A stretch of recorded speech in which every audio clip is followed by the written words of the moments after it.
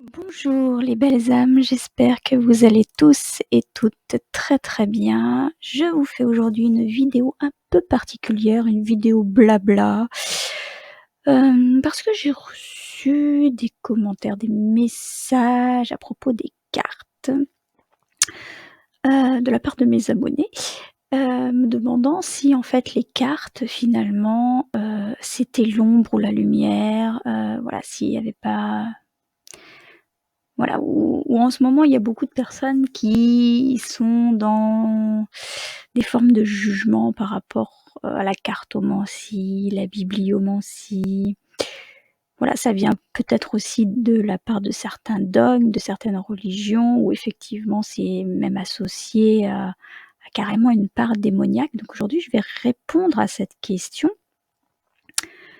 Et je pense que je vais intituler cette vidéo, les cartes ombre ou pas ombre, parce que, j'ai quand même souvent cette question qui revient et même moi, à un moment donné, je me l'étais posée il y a quelques années cette question et notamment aussi avec le revirement de, la médium Dorine Virtru du qui du coup a complètement renié toute sa carrière de médium et de médiumnité, parce que justement, j'ai pas tout suivi ses interviews après parce que je pense qu'il y a un autre endoctrinement derrière et du coup j'ai pas voulu approfondir le sujet. Mais c'est vrai que ce revirement à l'époque, m'avait, comment dire? Interrogée également, bien que je m'interrogeais déjà à l'époque. Mais comme je n'étais pas complètement dans l'éveil, voilà, d'ailleurs je ne prétends pas non plus avoir atteint l'éveil, hein. Sur le chemin, comme tout le monde, j'apprends tous les jours et je vous partage du coup, la guidance que j'ai eue par rapport à cette, question qui moi m'était venue à l'époque et me revient là en force avec les cartes ombre ou pas ombre en fait. Donc en fait c'est directement j'ai envie de dire que c'est vraiment plus compliqué que ça, que les cartes ombre ou pas ombre. Évidemment que c'est plus compliqué que ça.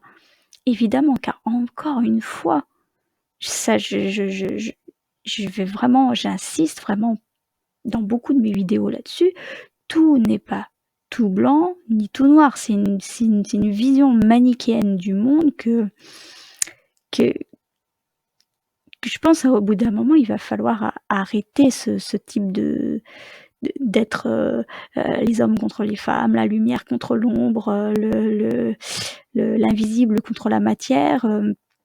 Tout tout est une question d'harmonie. C'est comme l'argent n'est ni bon ni mauvais. Les cartes, c'est comme l'argent, tout dépend de l'utilisation que l'on en fait. Et j'ai aussi envie de dire quelle intention on met derrière, quelle énergie dirige nos gestes et à quoi on est connecté quand on le fait, quelles sont nos vibrations quand on le fait et même aussi, j'ai envie de dire, quelles sont les vibrations quand on reçoit ces guidances. Il y a vraiment un équilibre en toute chose. Et pour rappel, tout, absolument tout est vibration, tout est énergie. Et c'est là tout ce qu'il y a à comprendre dans la vie. Aligne-toi à la fréquence de la réalité que tu souhaites et cette réalité se manifestera. Il ne peut en être autrement. Et ça, ce n'est pas moi qui le dis. C'est aussi une célèbre phrase que répétait beaucoup Einstein, Albert Einstein. Je pense que tout le monde le connaît. Donc vraiment là, c'est pas moi qui le dis et vraiment cette phrase, voilà, et il l'a répétée à qui voulait bien l'entendre.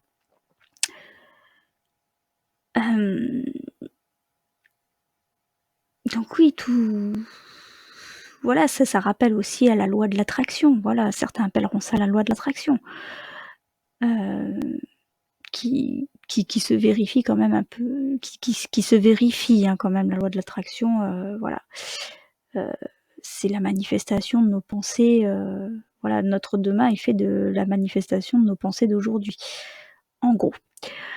Donc alors je veux bien entendre que les cartes c'est l'ombre, je veux bien entendre que la lumière c'est les canalisations pour certains, je veux bien l'entendre et admettre que c'est une réalité pour certains.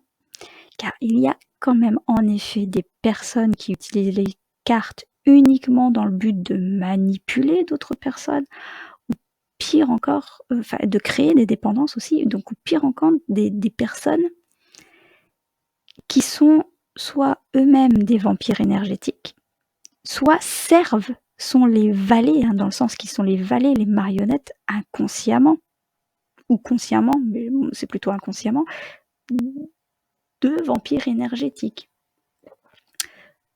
Ça peut être des entités, voilà, qui se font passer pour des guides, voilà. C'est pour ça que je dis qu'à chaque fois que la spiritualité n'est pas un jeu.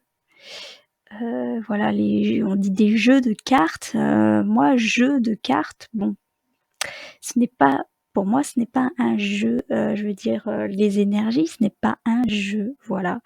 Ça peut, comme je le disais tout à l'heure, comme l'argent, ce n'est ni bon ni mauvais, mais ça peut faire le bien ou le mal, voilà. Enfin, tout est une question de point de vue, tout est une question d'énergie, encore une fois. Donc oui, donc certains servent des vampires énergétiques ou sont eux-mêmes des vampires énergétiques. Et ceux-là, ce sont ceux qui vous enferment en fait dans une dépendance, dans des vibrations plutôt basses d'attente ou d'espoir. D'ailleurs, j'ai envie de faire ce petit point, cette petite parenthèse sur l'espoir. L'espoir, ce n'est pas forcément un signe de positivité, hein. Je tiens à faire cette précision. Ça peut être très positif, comme ça peut être perçu de manière très négative. Donc oui, l'espoir, ce n'est pas forcément un signe de positivité. C'est même, enfin parfois, synonyme d'immobilisme. Ça peut maintenir en fait dans l'attente plutôt que dans la foi. Et j'irai même plus loin en osant le dire, je sais que ça va pas plaire à tout le monde, que même la foi peut être connotée de manière négative. Encore une fois, ça dépend quelle énergie on y met, quelle énergie se cache derrière la foi. La foi ne fait pas tout, elle peut servir l'ombre et la lumière, encore une fois. Je crois, voilà, comme les cartes. Je crois qu'on a pu quand même le constater via tous les actes de foi, toutes les actions menées au nom d'un dieu, d'une religion, d'un dogme, ces actes de foi menés par la foi, beaucoup ont fait le choix de l'ombre. Enfin, je vais pas donner d'exemple précis pour pas amener ces énergies-là sur ma chaîne parce que j'ai pas envie. Mais enfin, je veux dire, ça se constate. Voilà, et pourtant on parle de foi, on parle d'espoir, voilà. Et pour les cartes, c'est exactement le même principe. Alors dire qu'il y a un chemin lumineux et un chemin obscur me paraît un peu trop facile, un peu trop simpliste. Et encore une fois, ça ramène à dire que l'homme n'est pas parfait dans son état d'humain. Or, être humain, c'est être imparfait, sinon nous ne serions pas sur Terre. Être humain, c'est être parfait dans son imperfection. C'est accepter de s'incarner et vivre dans la matière et non dans l'invisible. Ce qui ne veut pas dire qui ce qui veut pas dire qu'il faut nier l'invisible. Et c'est là encore une fois qu'on revient à l'équilibre entre l'ombre et la lumière. On ne peut pas connaître la lumière si on n'expérimente pas l'ombre et on a les deux en nous. Et d'ailleurs, certains êtres sont là uniquement pour faire le jeu de l'ombre, pour nous faire vivre cela, pour qu'on expérimente l'ombre, pour pouvoir accueillir la lumière en nous aussi. Donc chacun de nous, encore une fois, sa part d'ombre et de lumière, et ce n'est qu'en acceptant ces deux parts, en harmonisant ces deux énergies, toutes ces énergies en nous, qu'on avance, non pas vers plus de blanc, plus blanc que blanc, plus pur que pur, mais vers notre vérité, notre équilibre. Voilà, parce que, sinon, voilà, c'est vouloir être plus blanc que blanc, c'est en fait, c'est refuser de l'incarner, de vouloir être plus blanc que blanc, être plus pur que pur, être, que lumière. C'est nier une part de qui on est.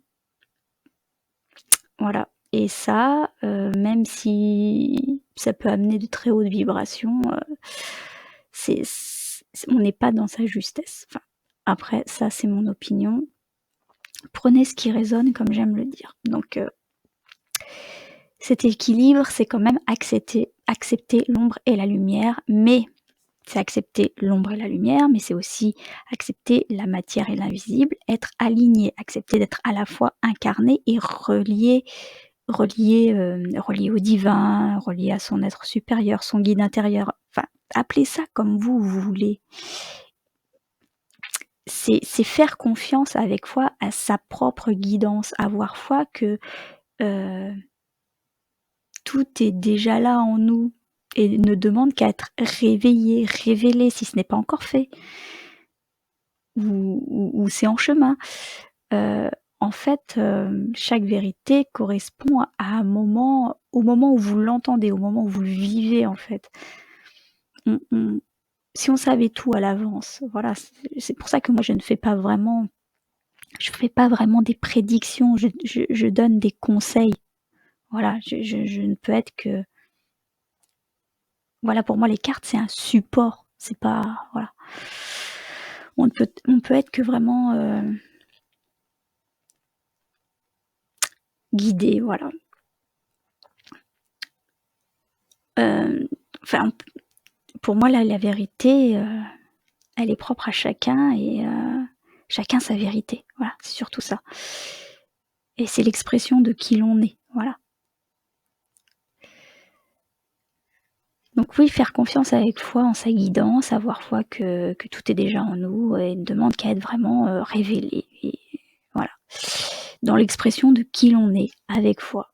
Non, voilà, donc si nous nous sommes incarnés, c'est justement pour la vivre cette fois, pour expérimenter la vie et être tout simplement, être, ouais, voilà, être, tout simplement être. Être, en étant à la fois ombre et lumière, en étant à la fois relié à l'invisible et au visible, et à la fois dans le monde quoi, dans la matière et dans nos actes. Donc comme je l'ai dit récemment, j'espère que c'est à peu près clair ce que je vous dis. N'hésitez pas à remettre en arrière ou enfin, prenez ce qui résonne, hein, encore une fois et comme je l'ai dit, donc récemment dans la vidéo par exemple de l'exercice pour entrer en contact avec ses guides, je crois, il faut se faire confiance. Enfin, il faut. Encore une fois, prenez ce qui résonne, hein. Quand je dis «il faut», c'est pas une obligation, hein. C'est voilà, heu, faites-vous confiance. Hem, donc se faire confiance et savoir reconnaître ce qui est juste, bah, pour nous, ce qui résonne pour nous. On est notre propre guide. Regarder des guidances, c'est utile, mais ça doit pas remplacer sa propre guidance intérieure. C'est pourquoi encore une fois, je ne cesse de répéter, de vous écouter, de prendre ce qui résonne, car vous le sentez si ce que je dis, dans mes vidéos ou que d'autres disent dans leurs vidéos, si c'est juste pour vous ou si c'est juste ce que vous avez envie d'entendre. Vous avez les réponses en vous et lorsque les cartes tombent, la guidance arrive, vous savez de un si c'est juste et de 2 vous savez ce que vous devez en faire. Car regarder des guidances, c'est bien, mais si c'est pour ne pas suivre ces guidances d'actes dans la matière, j'ai tendance à penser, là je mets peut-être un peu d'ego, que ça ne sert pas à grand chose. Quand je vous donne des cartes conseils, vous êtes libre de suivre, ou non ces conseils, mais surtout l'invitation c'est de un vous connecter à votre monde intérieur, à votre propre vérité et non la mienne. Et rentrer et ne pas rentrer justement dans une dépendance ou je sais quel, lien malsain, voilà. Moi, je ne suis que là dans la bienveillance. Du moins, c'est ma vérité, c'est l'impression que j'ai, hein. Pour moi, c'est ce que je vis en tout cas. Et donc de 1, vous connectez à votre monde intérieur, et de 2, surtout après avoir pris contact avec votre vérité, ce qui descend et émane de vous, ancrer cela dans la matière, faire descendre cela dans la matière, relier l'invisible au visible, être dans un état d'être et non dans un état d'attente, un état de veille, un état de sommeil en fait. Donc, je répète, que ce soit une guidance par les cartes, par canalisation, par pendule, il n'y a que ombre que lorsque ce n'est pas vous qui êtes le maître à bord, j'ai envie de dire, quand cela crée de la frustration, de la dépendance, voire de la fatigue aussi chez vous, ça peut être un signe. Mais encore une fois, l'ombre, elle peut aussi révéler votre plus belle part de lumière. Vous voyez la subtilité? Vous voyez pourquoi on ne peut pas dire les cartes, c'est l'ombre? Est-ce qu'on peut vraiment affirmer qui c'est? Tout est équilibre en fait, tout est harmonie. Écoutez-vous, prenez soin de vous, car comme j'aime le dire, personne ne le fera mieux que vous. Vous voyez ce qui vous nourrit, vous voyez ce qui vous donne de l'énergie, ce qui vous donne de belles vibrations. Et à l'inverse, voyez ce qui vous en pompe. C'est aussi simple que ça. Je vais clairement pas vous prendre la main, je vais pas me substituer à vos guides. Au contraire, j'essaie plutôt de vous mettre en contact avec eux. Je suis là pour vous amener vous-même en fait, là où vous êtes le seul à pouvoir être. Je peux pas vivre à votre place, je peux pas vous sauver de vous-même, je peux pas vous faire, des promesses, je suis pas là pour vous mettre dans l'attente, dans l'espérance. Je peux que vous faire une proposition. Pour moi, les cartes, c'est un support, pour avoir une guidance, pour me relier aussi, à des énergies, célestes. Et donc vous faire une proposition, vous aider, à faire des switches de conscience, avec des mots-clés, des codes, des reconnexions. Oui, des reconnexions un peu à votre être profond, voilà. Bon, bref, je crois que j'ai à peu près fait le tour de ce que je voulais dire. Donc pour répondre à la question: «Est-ce que les cartes c'est l'ombre?» La réponse c'est que ça dépend et que tout est équilibre. Équilibre-toi, va chercher la réponse en toi. Toi-même, tu sais si l'énergie à laquelle tu te connectes t'enferme ou te libère, te révèle ou t'enterre, j'ai envie de dire. Ou va chercher quelque chose en toi, remuer quelque chose en toi, appuyer quelque part, si ça fait mal, si ça fait du bien. Ou au contraire, si ça te maintient dans une illusion de confort, de bien-être, toi seul peux savoir en fait. Donc pour résumer le résumé, la lumière a besoin de l'ombre et vice versa. Donc voilà, comme je dis toujours, prends ce qui résonne pour toi. Et je pense que je vais te laisser sur ces paroles. Et sincèrement, en tout cas moi personnellement, je te souhaite vraiment le meilleur. Je te souhaite un bel épanouissement, un bel éveil, un bon chemin. Et comme je le dis d'habitude, prends soin de toi, car personne ne le fera mieux que toi-même. Et voilà, donc je te dis à très très bientôt.